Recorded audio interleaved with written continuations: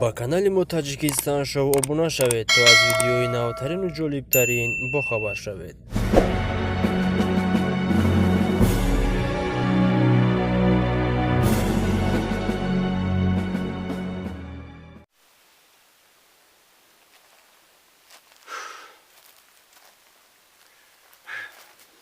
انا دلونا انا متخوض اكو خير سوخ وقوميام دلونو راكو انت نقبا انت يا انت نقبا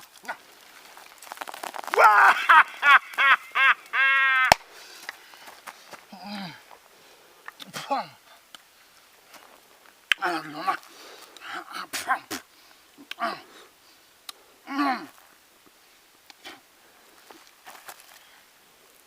برای پد پیچکار قدلونا بچینه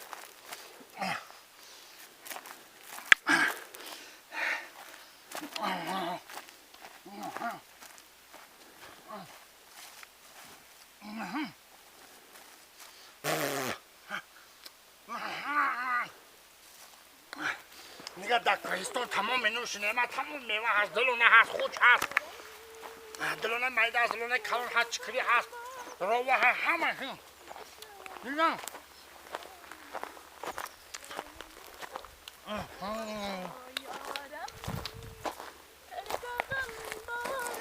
ای دکتر شو لبن؟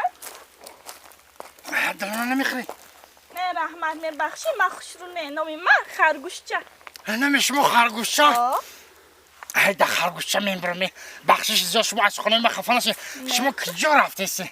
ما اوتای گولاکو من کفتستم اوتای گولاکو کفتیسی؟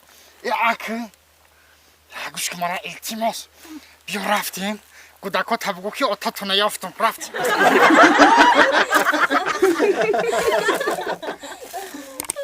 با کانال ما ابونا شدن رو فراموش نسازید.